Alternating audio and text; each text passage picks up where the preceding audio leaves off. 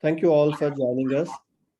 I am Rakesh. I'm the Principal Design Manager at Devami Design Labs. Today, I will act as a moderator for this webinar. We have a great guest lined up, Anand from Zenoti, Pradeep from Mulya, and Prathima from Devami.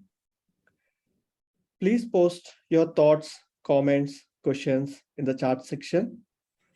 The panelists will address them at the end of the discussion, and let's make the session interactive. Without any further delay, let me introduce our panelists. We have Anand joining from Seattle, Washington. Anand is a senior vice president and the founder of Zenoti, who played crucial role in building the revolutionary SaaS product that empowering salons, spas, and mid-spas across dozens of countries in the world. We have Pradeep, who is the founder and CEO of Mulya and Bagasura. Pradeep's lifelong passion for testing transformed him from a consultant into a visionary entrepreneur. He is also building a world-class product to change the way the bugs are tracked currently. Thank you for joining us, Anand and Pradeep. It's delight to have you with us. Thank you. And closer home, we have Prathima, the Chief Designer and Executive Director at Devami Design Labs. She has a track record of leading a design team that has worked on a world-class digital products such as Google CDF, PSolve, Darwinbox, Advisely, and DPSoft, and there's a lot more to say. And thank you for joining us, Prathima. Let's kickstart this session by looking back at your journeys as an entrepreneur. Anand, you spent first 15 years of your career in a software companies like Microsoft, SumTotal, and building a product which have no relation to the spa industry. And in 2010, you started Zenoti with Sudhir and revolutionized the spa industry, and now you are a unicorn. We would like to know from you about this journey. Okay, thanks. So I think, when you say nothing to do about the spa industry, first I'd qualify that as, the world runs on software, and this industry also needs pretty high-end software to manage their businesses, because they are, once you get into it, you'll realize, software for haircuts is extremely complex. You do not think of it before you get into it, but then you realize it's incredibly complex when you have to support businesses across the world. And so I think at least I had a background in software, in web-based software, in enterprise software to get into this problem. I think we had other founders like Sudhir and Dheeraj who actually were running businesses in India that were dealing with spas, salons, and fitness, and they realized the challenges with current systems that were out there, which were outdated or dated. They were based on client-server solutions. They weren't in the web. They weren't cloud-based. They weren't all connected together nicely. So felt that there was an interesting industry to go into and try and see, how we can, solve it in a different way, because all of us were from the tech background and the software background. And you typically don't see people from BITS and IIT and IIIT go and say, okay, I'm going to build a software for doing haircuts. So it just doesn't come up when you want to do fancy cloud networking, concurrency, and other things. And so this is very different in terms of what has to be done. But the challenges you have to solve in this industry are, really complex technical problems also, apart from the business problems that you have to solve. So we started down the path at that time, focused primarily on India and trying to see, how does it work in India? And I think we were able to get some success. Again, one is, a lot of what I'm going to talk about in terms of learnings are from the Zenoti side. So it doesn't have, broad applicability unless you choose a specific category. For example, we are focused on B2B software. We are a vertical SaaS provider, and we apply to certain markets in the world. So you have to treat, everything that we talk about in this, or I talk about from experience, in that context. It may not apply to B2C. It may not apply to horizontal SaaS. May not apply to certain countries also. So we found that there was an interesting market, even in India. And then I think after that, we went to the Middle East, Southeast Asia, and felt, those things work well. But then we soon realized that if you want to be a meaningful player, if you want to have a large outcome, if you want to win across the world, then you have to win in the primary market, which is the US market. Without winning in that market, you cannot become a worldwide player. And what is very important when you building companies is the concept of TAM, which is the total addressable market. And you have to focus on markets which have the highest TAM and win in those markets. And the US market is a much more sophisticated market. Customers are more discerning. The quality they expect, the usability they expect, what they expect from products in terms of what they solve is at a much higher bar than some other markets. So winning in that is hard, and you also have entrenched players in that.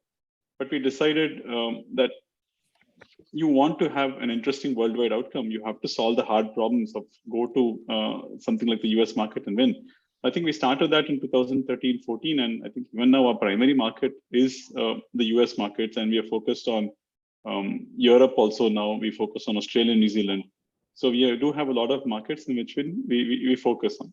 Okay, from problems in terms of trying to scale, we have to choose, especially the problems we're trying to solve. For example, we are very specific on the verticals we go after, which is right now it's salons, spas, med spas, and some fitness businesses. And even in those verticals, there are specific sub verticals we go after. You don't go after everyone in those sub verticals. For example, we do waxing well, we do nails well. I mean, we do certain things well, certain things we don't do well, and we keep getting better at that. So you have to tune and build your software for these specific verticals and sub verticals to make sure it works nicely end to end. Okay, so that's been our journey, and we continue to expand in terms of the number of verticals we go into, and continue to expand specifically into certain countries because we are a point of sale. We have to deal with compliance requirements. So we are also very specific and deliberate in where we expand into. Yeah, it's good to hear that, Anand. It's a very big journey. I know that there will be so much hurdles in between. So I will be getting to that in the next thing. Pradeep, this is for you. I was reading that you have an actual journey. Your actual journey begins in 2002 when you're designing a Bluetooth-based ECG system during your engineering days. The innovation has always been part of you. From there, you have worked for an MNC as a testing consultant and then started Mulya in 2010, which is one of the top 100 companies in Asia now. We would like to understand the journey that has taken from 2010 to 2022. Pradeep. Thanks a lot, Divami and the team for putting this together. From a journey perspective, I think by God's grace, I started my career in a startup, and they were building Bluetooth-based, audio products, and they were the first to do Bluetooth stereo. It's a company called Impulsoft, and they were later acquired and all of this stuff. This working in a product company, working in a startup and a product company at a very early stage, exposed me to something about product experience. I got fascinated by product experience, and throughout my testing journey, I wanted to focus on product experience, and that I think is what led me to becoming an independent consultant. For me to from there starting Mulya, and from there trying to build products. Primarily focused on how can we improve the experience of things. So for me, in a nutshell, my life is about product experience for customers. And the good news about being in the testing space is that I get to interact with everyone, with every stakeholder. The designers, the developers, the architects, the business people, the marketing people. So in my first company, when my marketing team was going to their first international show, they came to me and said, Pradeep, tell me the 3 bugs that I should not show in front of customers. And they exactly did that. And they shouldn't have even asked me that, right? So for me, having seen through that, and in Mulya, We work with some of the best funded companies in India. We work with a lot of bootstrap companies. So having seen Flipkart grow from where they were, in one office in Koramangala to how big they are, today, has enabled my learning to then build products. And the previous product that I built was sold to Myntra, and now the journey has began again with Bagasura. So this is where I think I can end my quick summary of my journey and how being in testing and focusing on product experience has actually made my stay in the software space much more exciting. And I am not looking to retire in my 40s. So that's where I think I am. Yeah, it's very inspiring us to success stories to hear, Pradeep, and you inspired us a lot. Zenoti success, and this is a story. So combinedly, there is a success story. Yes, because so, that's great. We are here to hear all your stories and let inspire all the upcoming entrepreneurs having their ideas and converting that into a product like Bagasura and Zenoti. Yeah, this is for all. Yeah. Prathima, this is for you.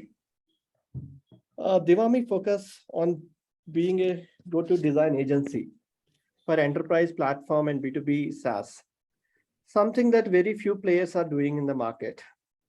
Can you talk about your journey of designing for these kind of a platforms, the SaaS enabled platforms? Firstly, thanks, Rakesh. Thanks for introducing all of us. And Anand and Pradeep, thanks so much for being part of the panel. It is an honor to be, sharing the stage with both of you. And like Pradeep mentioned, every success begins with a story, and looking forward to your success as well. Pradeep and Rakesh, to answer your question, right? We are the bridge between the success and the story. The design is the bridge. And I would like to claim it like that, or that is the definition based on whatever I've been listening. So coming to the designing of the platforms, right? I think one of the things at Devami we do is specializing in B2B and SaaS enterprise design. How is it different from regular B2C applications? I think Anand would speak about it a little bit more. Pradeep would speak about it, where the focus is just not on the aesthetics or reducing the number of clicks. It is more about prioritizing the workflows and trying to, figure out a lot of things at the same time. Sometimes some of these pages on these platforms could be so complex. Again, I'm getting to a normal language here. And, it is very important as designers to highlight certain things as per the usage scenarios. Every user joins the application or is on an application to perform a task.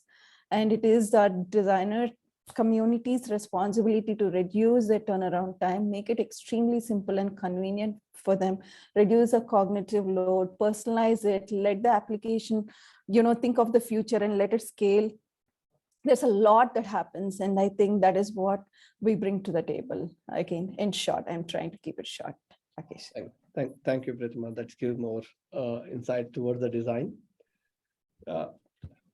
Coming back to Anand, you said that you strive hard for the world. We want to be a worldwide player, and you have seen there is a lot more traction towards the product that what you have built. So when you decided to expand the product to reach to the more number of customers or users, so what challenge you have faced in scaling your product to the customer needs? Okay. Now, I think the first thing is there are two things. One is, scaling to customer needs. Second is expanding worldwide. So if I talk about expanding worldwide, I think I had talked in my previous time I talked this, you have to be very focused on, which areas you focus on. And in this case, it is which countries. So typically in SaaS, you want to first focus on English-speaking countries and then go to countries where you have to localize your product also.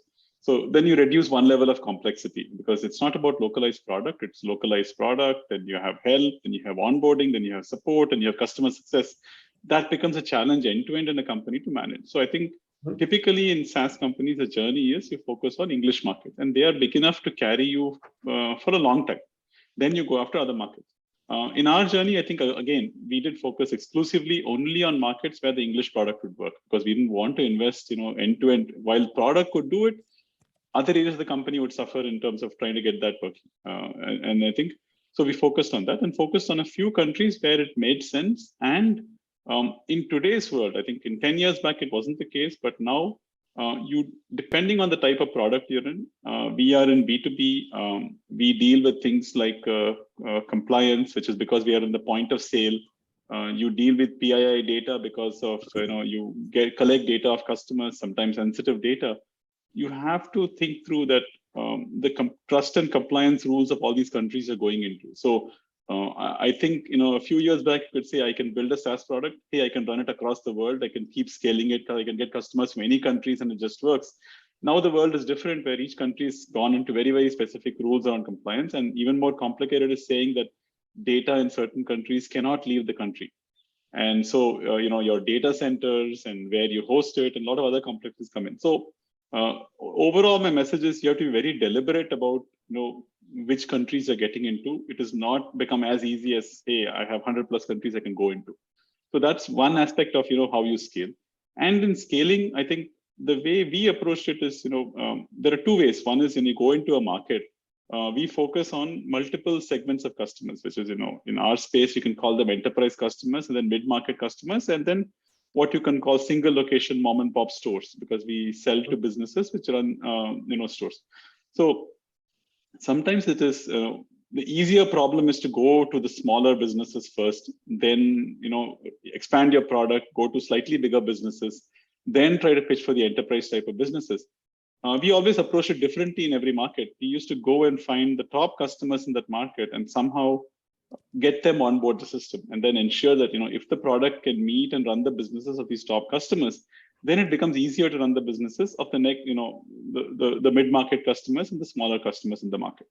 So we always chose the path which is a little harder in any of these markets, to go after the tougher customers to win and go after. Again, you have to choose, the path you want to go after. And one of the things I think we have written articles about also is you have to choose your, initial customers carefully to ensure that wherever you're in, if you're going into a new vertical, into a new, size of customer, into a new region, if you don't choose your customers properly, you will be in trouble, because those initial customers will influence your direction of your product, and you may go the wrong direction. So some thought and effort has to be put into that, and you just can't just choose. Sometimes you have to choose who comes your way. That is the unfortunate reality of what happens.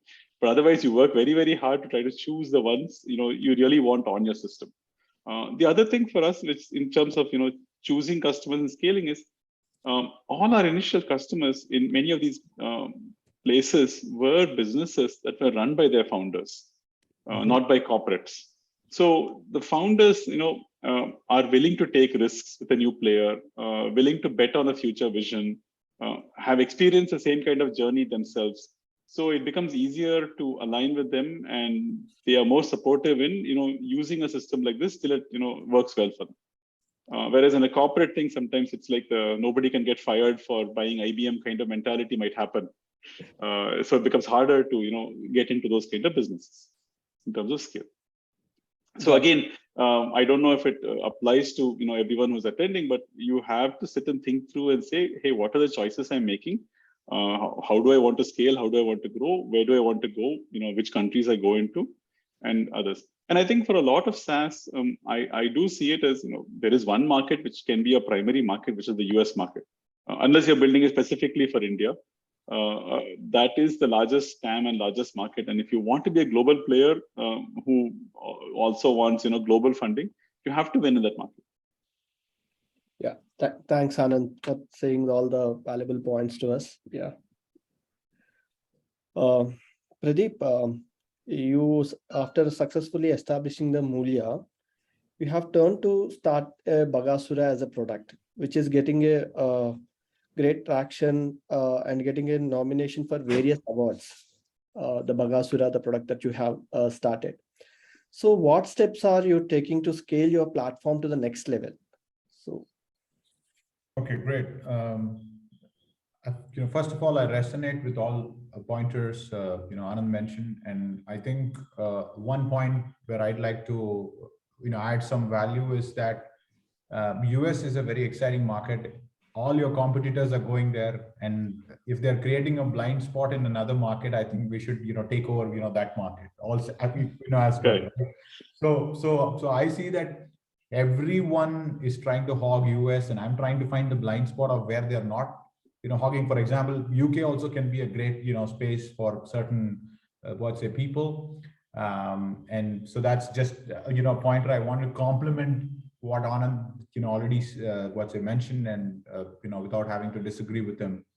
From my perspective, on the services side, as you said, I've been through the 0 to 10 journey, and now the team is taking from the 10 to 100. On the product side, I realized we have done great on services side, and I think that the value can certainly be multiplied with the product, okay, that we can build, and that's how we started building products. Now, Bagasura is the third product that we are building. The first product, as like everyone else, I'm sure it takes at least seven kicks to get a Chetak started, right? Of those early days, for a scooter to start, you have to kick 7 times. So you have to face it's called Saptavadanyayam. Yeah, okay, right. So I think all of us have to do that to get something running. I'm sure Anand must have done the 7 kicks previously to get the ZenOT working and all of that stuff. So from my perspective, I've had my set of I wouldn't call it failures, those crossing the 7 hills, doing products. And the most successful failure I've had with product is where we went into the same trap a lot of entrepreneurs building B2B software goes to. We got a marquee customer. The marquee customer came in with a lot of customization requests. We did all of that stuff. At the end of the journey, we had a fully customized product for them, but we couldn't take it to the market. So we made a good call to sell the product over to them and not continue with that journey. But that laid a great foundation for Bagasura, because we said we wanted to build a product which is simple, easy for people to get. And I think, so initially I shot emails to a bunch of people, including, Prathima, who got it and said, hey, yeah, this is something that likes. So we started to work around, we started to interview people. I think I've also spoken with you, Rakesh. And I think, listening to your early stage customers more deeper, instead of acquiring, ton load of customers, is making a huge difference for us. So with that, we have been able to understand, which direction to take, which space, and all of that stuff. So in the product journey, I am at 0 to 0.2 right now, and not even at 1. But this 0 to 0.2 movement is a significant movement, because that means that the plane has moved out of the hangar. It's not yet taken off, and that's where I think we are. So we right now have an existing set of customers, and we are looking at how deep are they using. And the good news is that whoever is paid has not churned out yet. So that's a good news. And we are looking at how do we deepen that value before we go acquire more and more customers. So that's the way that we are approaching, and only time is going to tell if it's going to be useful or not. So that's where I am. Got it, Pradeep. You're telling that the decisions has to be very timely taken. The past experiences always help us to build the product, what we are doing right now. Yeah, absolutely. Carry forward. Absolutely. Yeah, Pradeep. Prathima, the SaaS platforms have a great complexity. It has a quite challenging to design the successful platform that address the needs of wide range of users. So how do you tackle these challenges? Because SaaS, we are not targeting to a single user or a single persona. Our audience, it's a vertical or it's a horizontal source. Our audience keep changing. So from a design side, how we are going to handle that? So, so this is what I like to believe, Rakesh. End of the day, we are all humans, right? We all expect something out of, the platforms that you're using.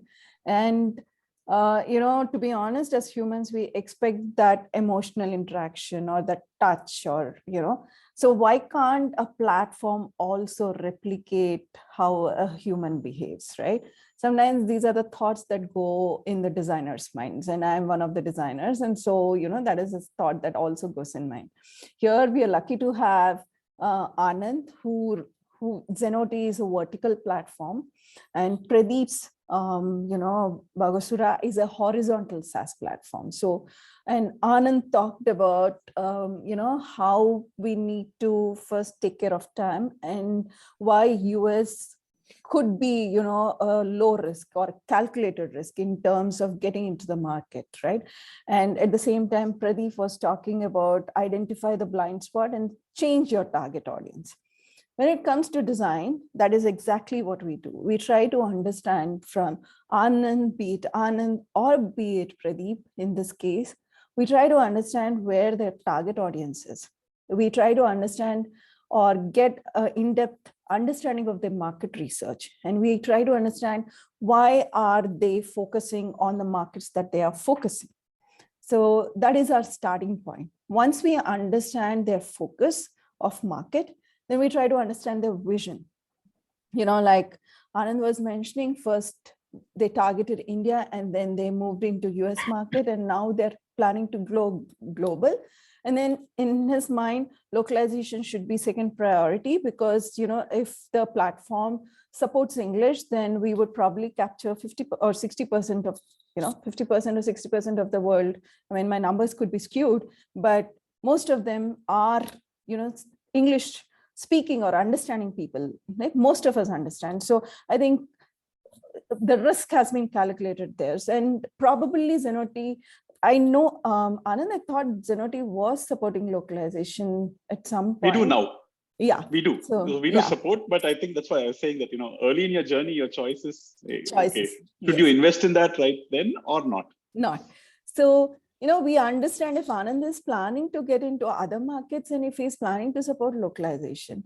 Likewise, Pradeep, we try to understand his thought process was slightly different, right? Identify the blind spots, figure out, take a risk there in terms of market, and also we'll try to understand his vision. At some point, will he want to get into the US market, or, he wants to go depth into other areas, because there are a lot of developing countries who are focusing on these kind of platforms. They are becoming tech areas, right? So maybe he never wants to go into the US market. Based on that, what we do is we try to understand the users. So we understand their behavioral patterns, we understand the psychometrics, we understand the demographics, we understand also the firmographics. Like, for example, what Anand was mentioning earlier, first focus on the small and medium-sized businesses. Let's not focus on the spas, the world's well-known spas of the world, probably. Get to know them. So their behavioral patterns, their challenges, what they want out of this platform could be slightly different from the big names in the SaaS industry, right? And likewise, Pradeep to begin with, could be focusing only on the corporates. Sorry, Pradeep, I'm not sure if you're doing that, but that could be his take, right? So we try to understand the firmographics of the target audience also. And, then what we do is we align the business vision with the user behaviors and patterns, do a heuristic analysis and see if there are any gaps. If there are gaps, then it is a strategic discussion that we have to have with the business stakeholders. And that is where the design strategy comes into picture, right? We just don't gather requirements and then, just deliver some designs. That is not what we should be doing if we want to make an impact with the designs in the world.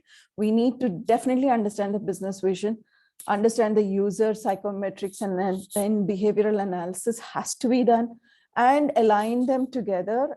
Only then we would be ready as designers to make a change from the design aspect, right? Once we understand the users, once we understand the vision, it's very easy for us to empathize with both the business owners as well as the users, and then come up with innovatively ideate new ideas where, end of the day, we as designers should also have goals in terms of reducing the turnaround time or increasing the personalization. SaaS platforms don't have to be boring, include a huge amount of user engagement.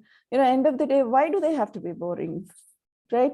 It is probably some of the platforms we spend most of our days. Zenoti, for example, I'm 100% sure the receptionist is spending 8 hours on the platform every day. Why not, interact? Why not speak like a human to them and say, hey, you know what, here you need to take a break, or, I think something is messed up in your accounting here. Why don't you take a look at it? Or, with AI and ML, I think we could do recommendations, we could suggest, we could show them predictions, insights. There is a lot we can do with design in these platforms.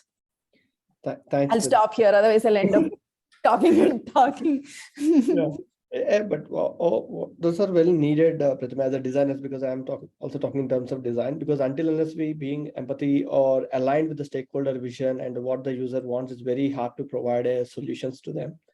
So sorry, Rakesh, I don't want to leave the technical team behind. We should be empathetic to the technical team also. Sometimes as designers, we ideate and come up with these crazy ideas. I don't want to call them innovative, crazy ideas. And, if that crazy idea is going to make a drastic change to the user or to the business, we should go for it. We should be able to convince the technical team.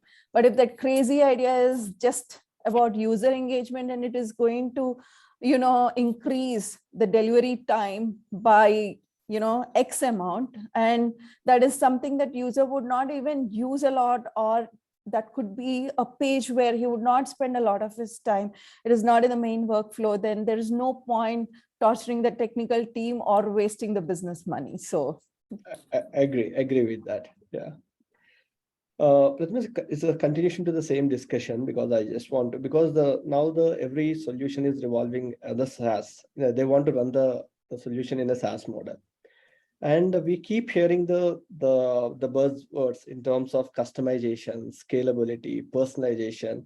So how they are related to each other thing, and from a design front, how we want to take it forward. Because scalability is all about being futuristic here, Rakesh. I think Anand touched upon it.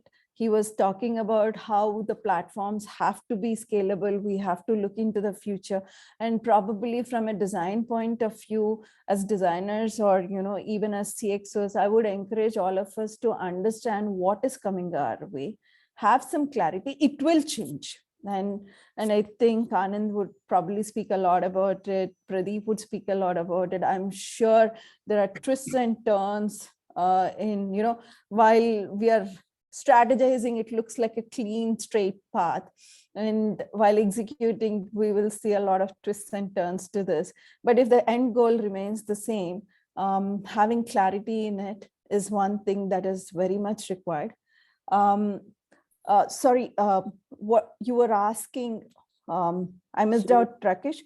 Yeah, the one thing is about scalability of the product, and yes, the second one is customization, right? So scalability, Anand already touched upon it. So there is a slight difference between customizing a platform versus personalizing platform.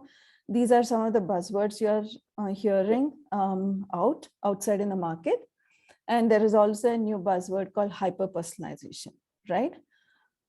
Somewhere, I believe in this and that and that. What I mean by that is, if we want to grow, the platforms have to be scalable. We can't, every time we have a new client and they demand something, a team can't sit and rebuild the platform to accommodate them. So it has to be scalable. But at the same time, if we could incorporate customization, which is nothing but making the SaaS platform configurable, where you're letting them pick the features that they want, or there are certain things that make the platform. There could be a core platform on which there are add-ons. That is how we look at customization. And personalization is all about, how do you make the person feel on the platform, right? Are you giving them a personalized experience? So you need, as designers, we need to bring in that platforms. That is the need of the hour. Every platform needs that. 10 years back, I think people did talk about personalization, but with my novice knowledge at that time, 15 years back, 10 years back, the picture and saying, hi, Prathima was good enough for me as a personalization. Now, I want customized and personalized insights. Hey, Prathima, this is what you need to do.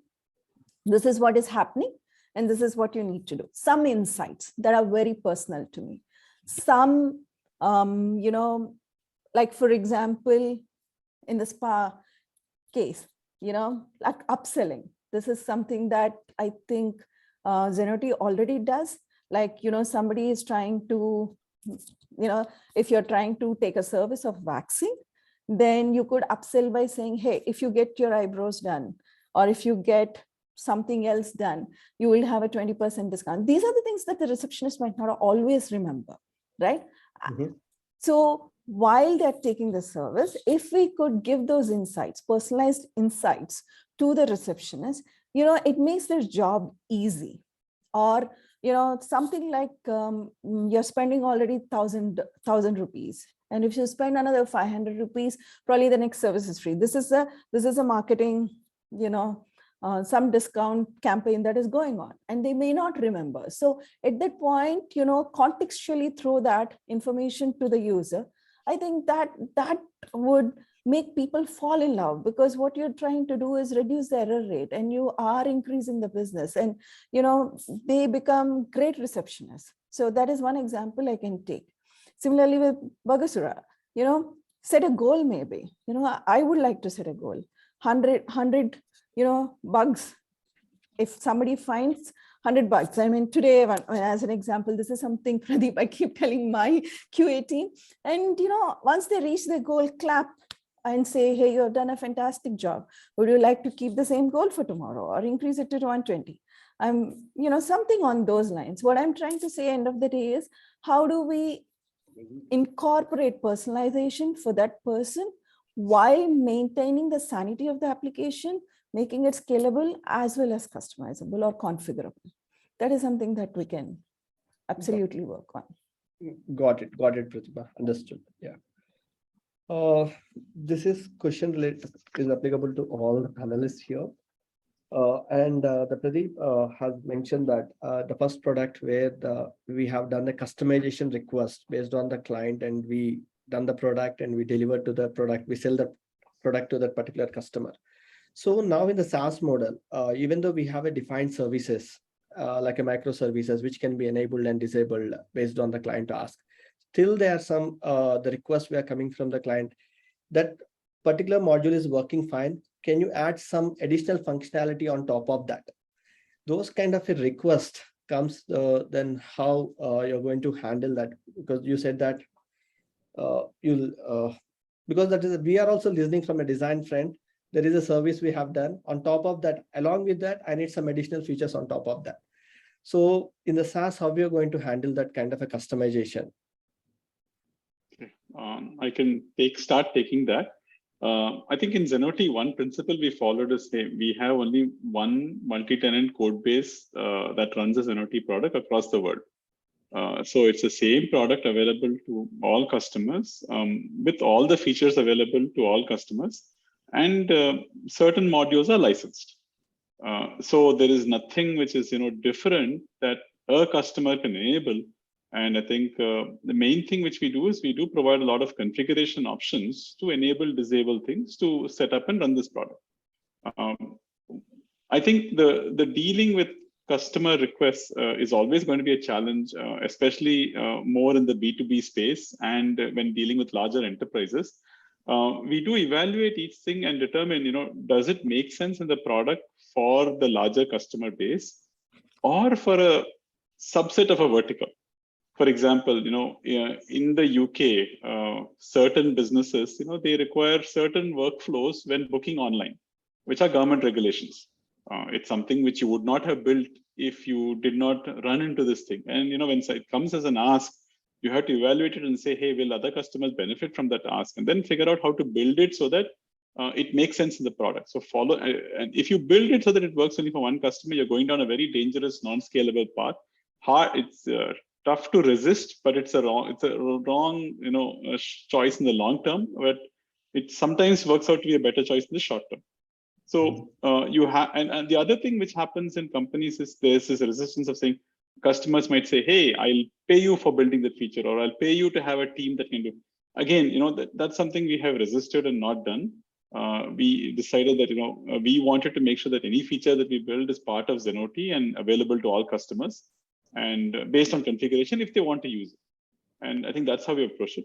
As you get bigger, this model doesn't scale. For example, now we have a few thousand customers. If each one wants one feature done, look at the number of Jira requests or Bakazura requests I'll have to track in the system to just do that. I'll never make everyone happy. So I think we follow some very structured models in terms of how we manage our roadmap, in terms of what makes sense for verticals and for customers. And I think we do a lot of education of the customers to say, hey, this is our roadmap, this is what we're doing.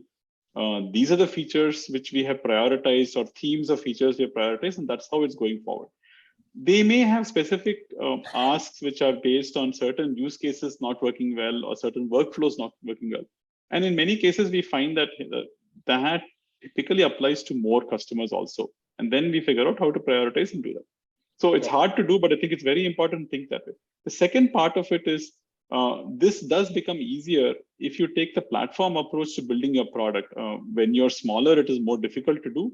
But as you get larger, you have to think in terms of flexibilities you build in everything that you're building in the product, which is whether it's configurations, role permissions, extensible objects which you have any kind of workflow, then to have configurations and rules for those workflows, any kind of forms that you have, make it so that you can build your own forms to do data entry, any kind of reports that you have, have flexibilities in how you look at the data, pivot the data, do things what Excel does.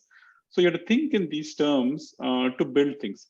The other thing is you have to build infrastructure like APIs, webhooks, integrations to systems like Zapier, so that if you do not support something, then customers themselves get unblocked and can use APIs, webhooks, and Zapier and other integrations to build that and unblock themselves. So those are all approaches that you can take to avoid this quotes, customization problem. And that is, and there is a track record if you look at larger companies like Salesforce and ServiceNow, how they have evolved as a platform in SaaS, and they are incredibly complex. And I think you just have to see when is the right time to invest in those kind of things to solve this problem. Because there are ways in which you have to solve this problem, but they do require significant technical investment to do also. It's not, nothing comes easy in this space. Got it, Anand. Pradeep, do you have any other views? Yeah, certainly. I mean, listening to Anand, I was thinking about this wisdom of don't customize has been available on the internet so many times. And yet founders, great founders like me, make this classic mistake and fail, right? I'm just surprised at why we do Pradeep, that. we need money. We need money. Yeah, thank you. Thanks, Prathima, to not make me look so bad. So yeah, so for us in the first journey, as I mentioned to you, we customers gave in feature request and we built those features. Now in Bagasura, we are not taking feature requests. We are understanding problem statements and saying, hey, if this is the problem statement you have, let us come up with solutions for that. It may not be a feature at all. It may not be a feature at all. It may not be anything to do with our software, but maybe we can come up with solutions that can help them solve that problem. So right now we're dealing with like one super large customer from the US who wants who likes the platform that we have built, but wants to change the whole platform so that it can suit them. And we've been going back and forth with them. And the best way to see if they're serious about using our platform or not is to push back. So one in 3 calls with them, I keep asking them, why do you want to come back to us? Why do you want to come back to us? Why do you want to come back to us? So this reminds them that there are more positives in the platform than the negatives, so that they go and focus on, hey, there are features I want, so let me begin using with them, right? So that is how I think I have evolved, by helping customers to solve their problems instead of saying yes to whatever they say. And we realize that if we want to say yes to anything that they want, then we are a services company. We should not be a product company. And as Prathima, what's it put? If we do a services company and we keep taking feature requests, that's the best thing to happen to us. We are clinging money left, right, center. But I think that's where the cutoff comes of building SaaS product versus the services, where we are saying yes in a very nice way, and getting their problem solved instead of just taking in their request and converting it into features. So that's me. Yeah.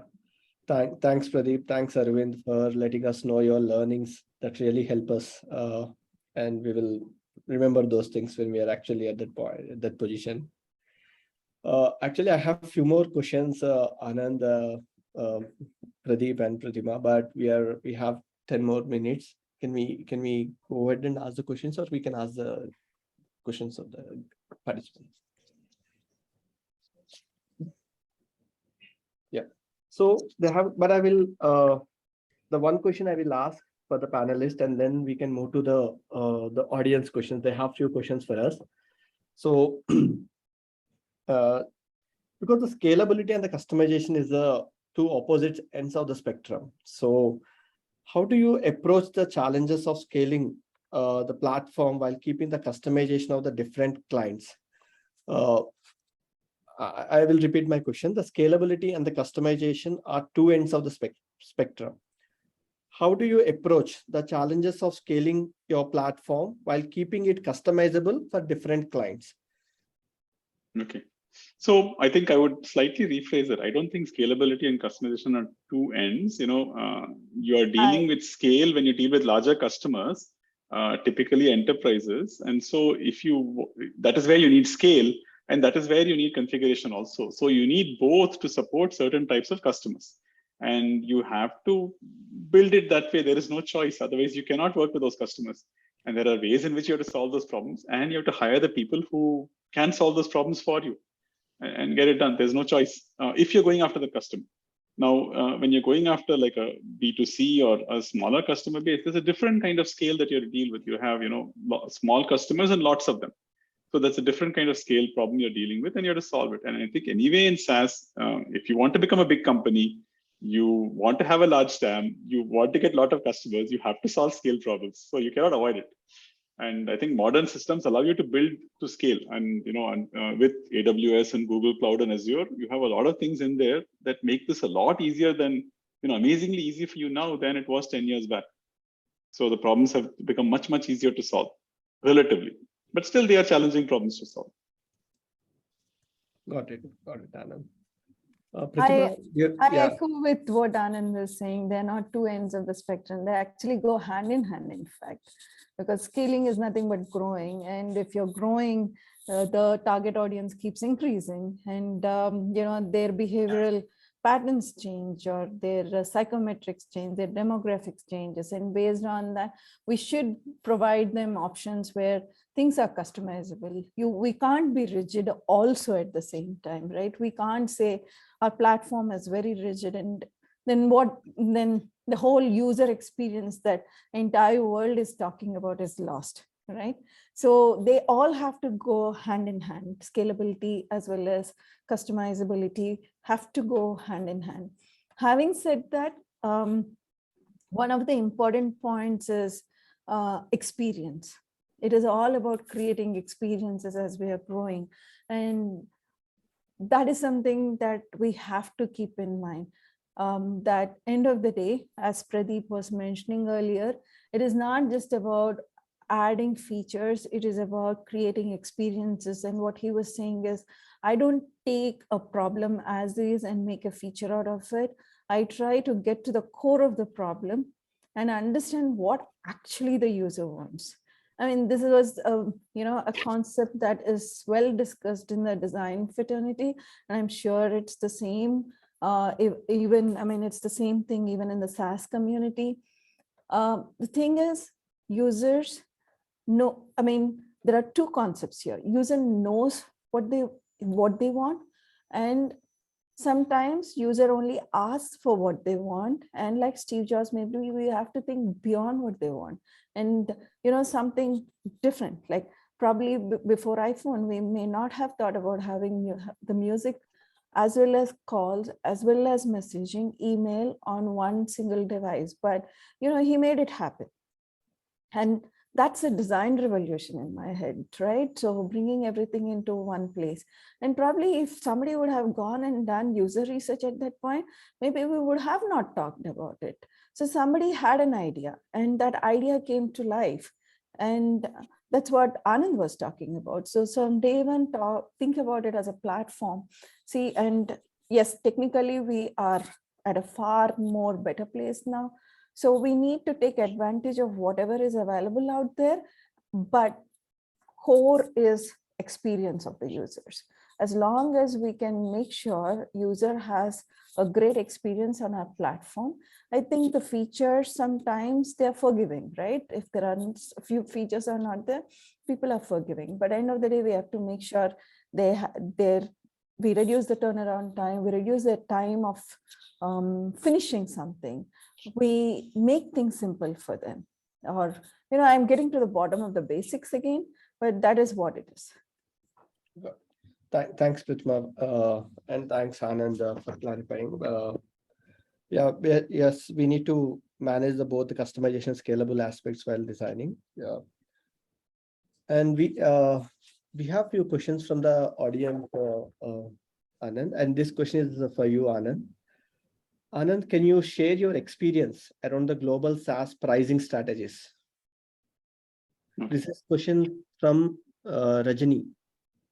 Yeah, so I think I don't think we have enough time to talk about it in detail because it's a very complex topic. We do, in some ways, have pricing which is different across the globe. In some ways, in certain markets, there the willingness to pay is more, and then we are able to charge what we feel is the right price for our product. In certain markets, we do, discount it. For example, in India, it is cheaper because the willingness to pay is a lot lower, and businesses make less money than, say, a US-based business, so they can afford to pay less for their SaaS software. Is one way to look at it. The other thing which factors into this is things around the competition, what they are on, the ability to move. A lot of other factors also impact your pricing strategies. And you can always keep a price higher and then discount it is one way to look at it. But you cannot increase the price later, which becomes difficult to do.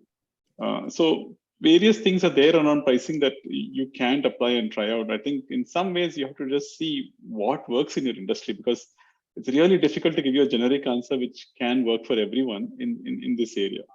I think it's a trial and error process, and it's an iterative process that you have to go through around pricing, is what I would say right now. Okay. And it also depends on, I think from a Zenoti perspective, one approach we took is, we did build a platform and a product that is very sophisticated and has a lot of the capabilities, and which is better than most others. So our pricing has always been premium pricing compared to others. And because we felt, our platform and our integrations and our end-to-end story, there was willingness to pay for that thing, and then that has resonated. Got it, Anand.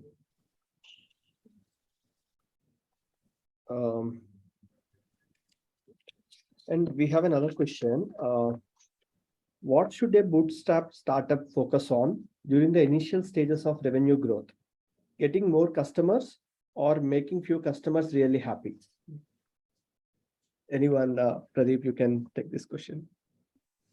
Yeah, 100% getting customers.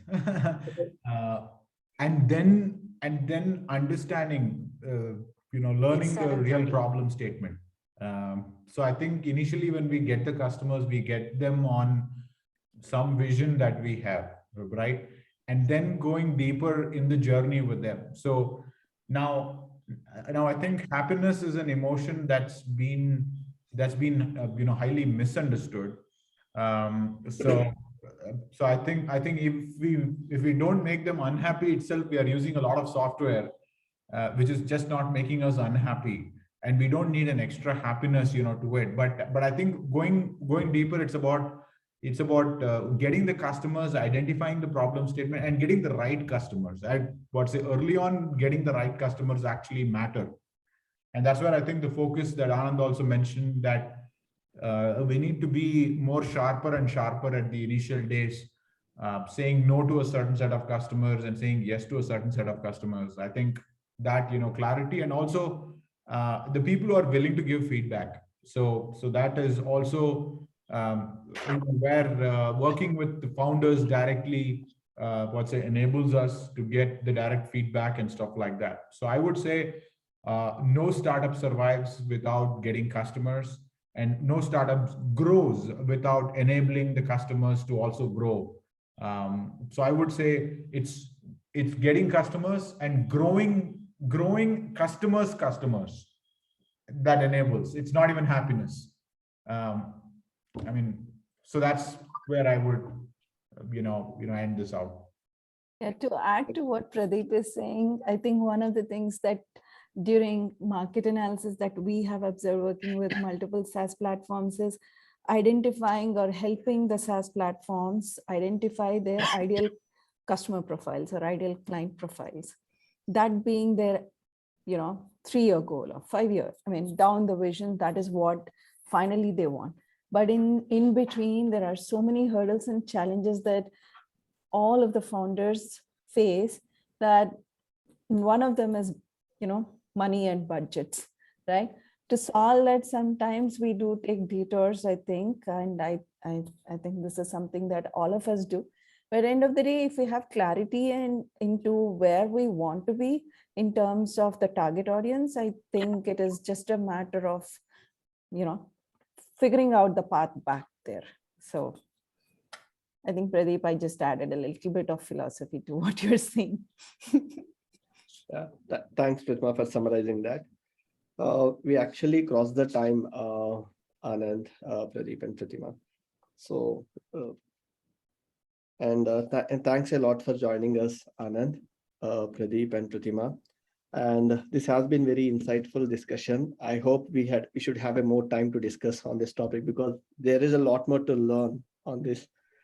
And there's few other questions lining on my paper to get more insights about how we take it in terms of features or roadmap, how much visibility we should have in terms of when we're building a SaaS product. So, but it's a nice conversations we had, and we learned a lot from you, Anand, Pradeep, and Prathima. Thanks for joining us. Thank you so much. Thank you. Yeah, thank you. Thank you, Thank you, Rakesh. Thank you, Anand. Prathima and Pradeep. Thank you, Anand. Thank you, Pradeep. It was really nice seeing you both again. Yeah, thank you for educating Bye. me. Bye. Bye. Thank you all. Thanks, Rakesh. Yeah. Thank you, Rakesh. Yeah. Thank you.